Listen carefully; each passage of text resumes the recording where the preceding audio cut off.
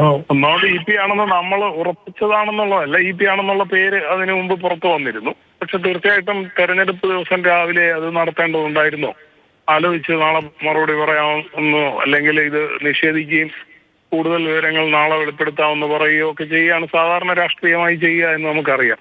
അത് തീർച്ചയായിട്ടും ഒരു വളരെ പ്രസക്തമായ ചോദ്യമാണ്. രണ്ടാമത്, ഇന്നലെ ചില ചാനൽ ചർച്ചകളിൽ വക്താക്കൾ പറഞ്ഞത് TP ജയരാജൻ ആവശ്യപ്പെട്ടതനുസരിച്ചാണ് ശോഭാ സുരേന്ദ്രൻ പേര് വെളിപ്പെടുത്തിയത് അതിന്റെ തലേദിവസം എന്നാണ്. അത് വെറുതെ പറയുന്നതാണോ അതോ ഉത്തരവാദിത്വത്തോടുകൂടി പറയുന്നതാണോ എന്നൊക്കെയുള്ള രണ്ടാമത്തെ കാര്യം. ഏതായാലും അത് ചാനൽ ചർച്ചകളിൽ വളരെ സമന്നതരായ നേതാക്കൾ തന്നെയാണ് BJPയുടെ അത് വെളിപ്പെടുത്തിയത്. ഇത് രണ്ടും വളരെ പ്രസക്തമായ ചോദ്യമാണ് ഇലക്ട്രൽ പൊളിറ്റിക്സിനെ സംബന്ധിച്ചിടത്തോളം. പക്ഷെ അതിലും പ്രധാനപ്പെട്ട പല ചോദ്യങ്ങൾ ഇവിടെ അവശേഷിക്കുന്നുണ്ട്.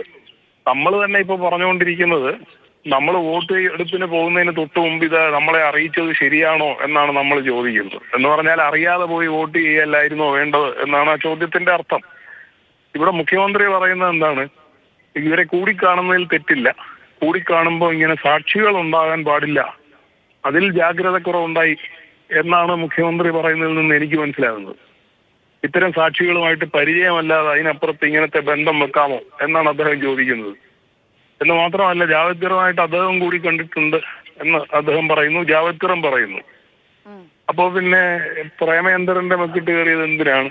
പ്രേമചന്ദ്രൻ ക്യാൻറ്റീനിൽ വെച്ച് കണ്ടതാണോ പ്രശ്നം? അതോ വീട്ടിൽ ക്യാൻറ്റീൻ നടത്തിയാൽ കുഴപ്പമില്ലേ? അപ്പൊ ഇത് എന്തുവാണ്? ഇത് ജനങ്ങളെ കബളിപ്പിക്കുന്നത് സമർത്ഥമായി ചെയ്യേണ്ടിയിരുന്നില്ലേ എന്നൊരു ചോദ്യത്തിലേക്ക് തോന്നുന്നു കുഴപ്പം. ശ്രീ ജോസഫ് സി മാത്യു, അതായത് ആ ഇടനിലയിൽ TG നന്ദകുമാർ നിന്നു എന്നുള്ളതാണ് കുഴപ്പമെന്ന് തോന്നുന്നു. അങ്ങനെയാണ് മുഖ്യമന്ത്രി പറഞ്ഞത്. മുഖ്യമന്ത്രി പറഞ്ഞത് കൂടിക്കാണുന്നതിൽ തെറ്റില്ല, പക്ഷെ അതിന് തൊട്ടു മുമ്പ് പറഞ്ഞത് അങ്ങനെയല്ല. ഭാവിയെ കണ്ടാൽ ശിവനും ഭാവിയാകും എന്നാണ് പറഞ്ഞത്. അപ്പൊ ഇത് രണ്ട് കാര്യങ്ങളാണ് അദ്ദേഹം പറയുന്നത്.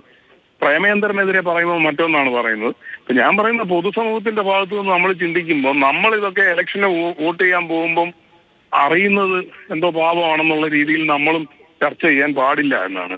നമ്മൾ ഇത്തരം വിവരങ്ങളൊക്കെ അറിയുകയാണ് ചെയ്യേണ്ടത്. ഇത് ഈ കേരള രാഷ്ട്രീയത്തിൽ നടന്നുകൊണ്ടിരിക്കുന്ന ചില കാര്യങ്ങളുടെ പശ്ചാത്തലത്തിലാണ്. EP ജയരാജൻ BJPയിലേക്ക് പോകാനാണോ ശ്രമിച്ചത്? ഇവിടുത്തെ കേസുകളെ രാജിയാക്കാനുള്ള മറ്റു വല്ല രമ്യത ചർച്ചയ്ക്കാണോ ശ്രമിച്ചത് എന്നൊക്കെയുള്ളത് തുടർ ദിവസങ്ങളിലുള്ള CPMന്റെ നടപടികളിൽ നിന്ന് നമുക്ക് വ്യക്തമാകും എന്നാണ് ഞാൻ വിചാരിക്കുന്നത്.